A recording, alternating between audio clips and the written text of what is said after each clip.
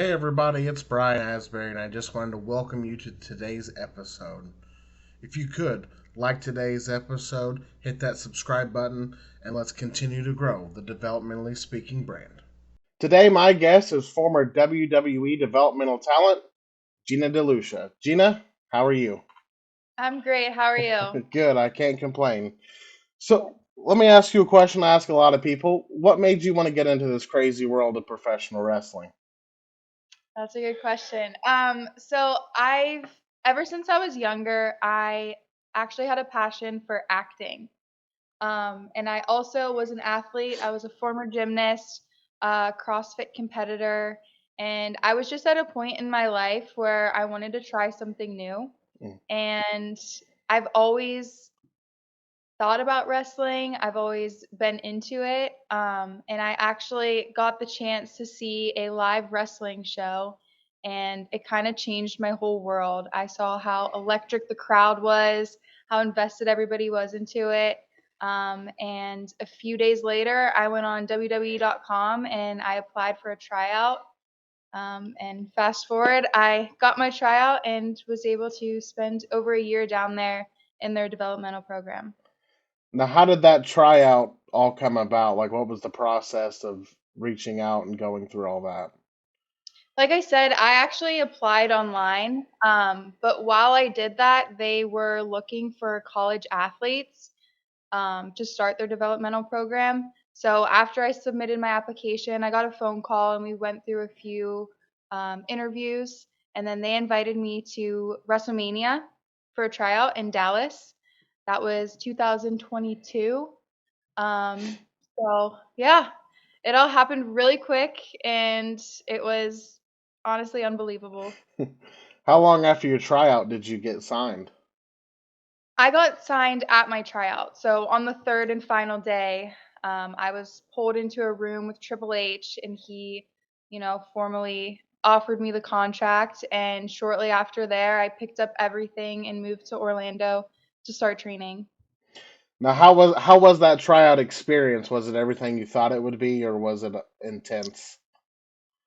Um, It was intense, but I felt like I was super fit at the moment because I had just come out of competing in CrossFit. So none of like the fitness stuff was that challenging for me. But they tested everything. They tested our athletic capacity. They tested our promo skills. So they wanted to see how we spoke in front of everybody, how we could perform.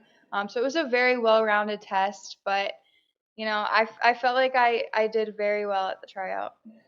I think the promo thing would be probably the hardest thing to do for a lot of Yeah, I think people. so too. Especially because everybody at my tryout, we were all young, formerly in college athletes. So trying to like develop a character and speaking in front of everybody was a little bit outside of everyone's comfort zone. Whereas the athletic stuff was just, walk in the park for most people. How long before you went down to the Performance Center after WrestleMania? um, so WrestleMania was in April. I started training at the end of June. So it took a little while to get all of like our contracts, medicals, all that stuff. But, you know, shortly after we were down there, How was your initial start down in NXT or the Performance Center? it was a lot, as in a lot of new things that I had never heard before. I didn't come from a wrestling background, so everything that we were taught was completely new to me. But I have nothing but amazing things to say about WWE, NXT, all of the coaches there. So helpful. I'm so grateful that I was able to learn from some of the best. And the wrestlers, too. A lot of them were very knowledgeable and wanted to share their knowledge with all of us new people that were coming in without experience. So it was really nice to, just obtain all that knowledge and to have guidance from a lot of those former wrestlers. Hmm. What was it like training on a typical day at the Performance Center? It was fun. So we were in the ring either for around 4 days a week we would have wrestling practice, and usually we'd have like 2 hours of wrestling practice. We'd go into a strength and conditioning session. We'd have promo classes. We'd have history classes on like the background of the business. And then for those that wanted to stay extra, there was always extra ring where you could go and work on additional skills. So it was a lot of training. Not to mention, the shows every week. We're traveling every other weekend. But honestly, it was so helpful to be in the ring that much, learning every day and just getting in your reps. Any coaches stand out more than others? Um, yes, I want to say I learned something different from each coach. Hmm. Like Norman Smiley was my first coach, and he was like the fundamental, teaching you the basics, making sure everything is, crisp, attention to details. He has such a massive skill set knowledge that if you needed a way to get out of something or a new submission, he would be like your person you could go to for all of that. I had a really deep connection with Robbie Brookside just because he helped me pull out like the emotional side of wrestling. Like he was the one coach that really helped me connect my emotions to what we're doing rather than just, going through the motions. And then Oni Larkin, he was also a really big help for me. Um, he's a genius in the ring, like psychology wise, especially for tag team stuff. He really helped me with psychology and a lot of move set. And then of course our head coach Matt Bloom, he's the one that really could bring out the aggressive side in me, which I feel like I struggled with that first just because, it's a new sport. I don't want to Hmm. hurt anybody. I feel like I'm pretty strong and I could really lay it in, but something in my mind wasn't allowing me to. But he was really able to bring out that aggressive side of me in the ring. As time progressed and you developed more, what was it like, starting at your beginner's class and then moving forward? How did that evolve for you? Did they just have you do more? Were they trustworthy more with you? Like to do and try different things? Yeah, I mean, they were always, because the class that I came in with and myself, we were also new, so we really stuck to the basics for like a long time. Hmm. But it did progress in the sense where, like, the first few months we were there, we were just working on our different skills. But as we progressed, we would do like matches in class and just work on more psychology stuff. So it did. I would say like the teaching evolved with our learning. So however quickly we were progressing, the coaches would just, try to add something to make it a little bit uncomfortable to push us outside of our comfort zone. Um, as for like who was in our classes, they did evolve as well. Everybody develops at a different level, so we were put into classes that the coaches thought would be suitable for our skill set at the time. As it went on, when did you feel comfortable to start like trying to do matches, like in front of a I would crowd? say, yeah, it probably took me like 4 months before doing like a full match. Hmm. Um, you know, in front of not in front of like a audience, but in front of all the coaches and all of the other talent. So we have like, in-house shows that we could showcase everything that we were working Hmm. on. Now, as your time went on, when it became time to develop who you were, what was that process like? Like your character, your gimmick, like was there anything you were leaning towards doing or you felt Yeah. comfortable doing? Yeah, so that obviously is a huge part of wrestling. And they would give suggestions every once in a while, but ultimately, whoever your character is, it's up to you. Hmm. So I was going, I was going for something that wasn't really who I was. And I feel like looking back now, I wish I would have shown like who I really was more in the ring and more in my wrestling than what I did.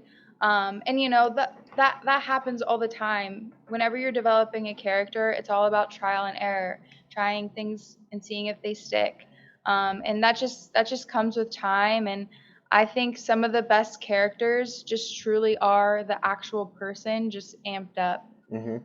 So yeah, that's something I wish that I would have done a little bit differently while I was in NXT. But with that being said, now that I'm, kind of working on my own and working on other opportunities, Hmm. I am truly being myself, and I feel like it's really working. Good. Yeah. Now, during your time there, did they have any plans to put you on TV? Were they working on something? Did it ever get to those stages? I mean, I had a few appearances. I had like a little promo once, but I was never really involved in any storylines at the moment. You know, everything is super last minute, Hmm. so I don't think I was ready for that at the moment. So no, I was not. Is there any particular moments that stand out more than others during your time in NXT? Um,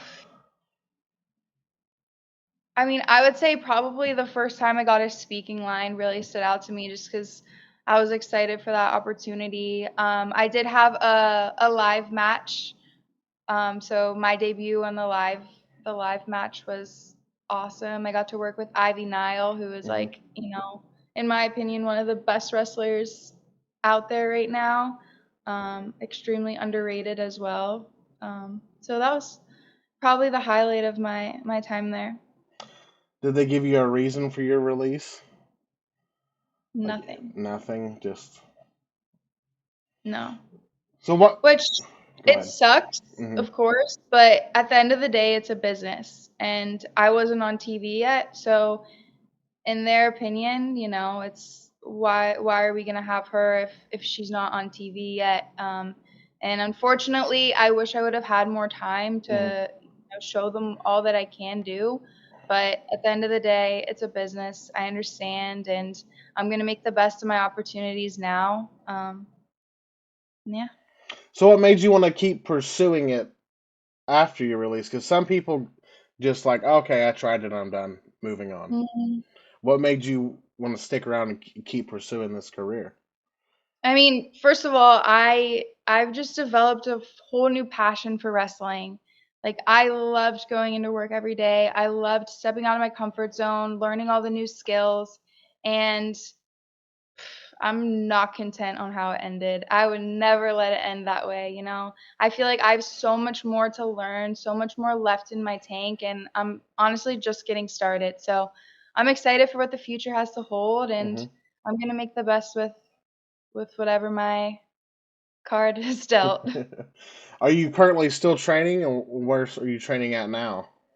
Yeah, I'm training at a few schools up here in Pittsburgh, mainly under Chris LaRusso right now.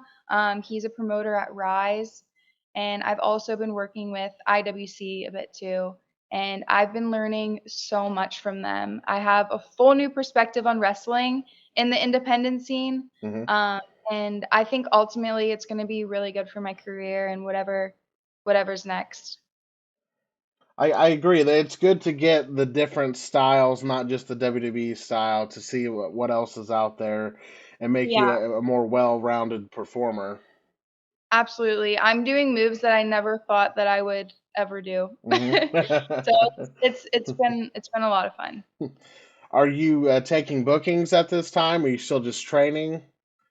I'm taking bookings, yeah. I've had 3 independent matches already. So yeah, if any promoter out there is interested, I'd love to come get a match in. Are you looking to travel more or stay local? Oh, I want to travel for sure.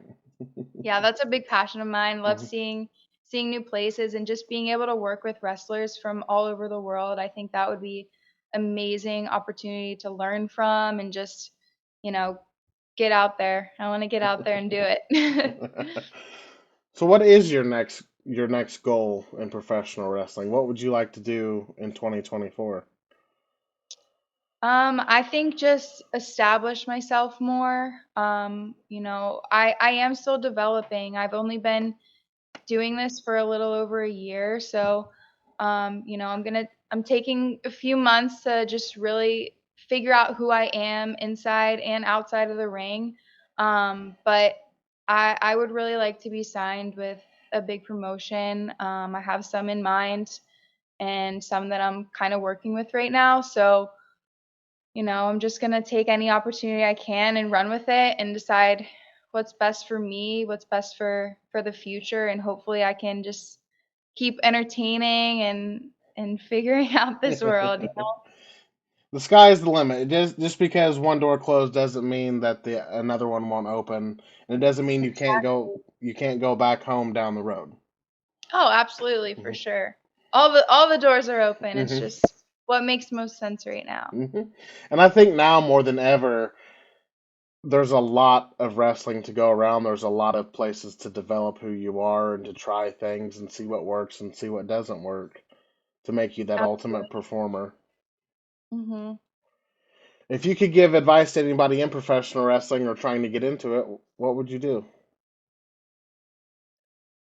So I had really good advice given to me, and it was actually from John Cena. So take this one. But he just said, we're I came in with a bunch of athletes and we were so new to it.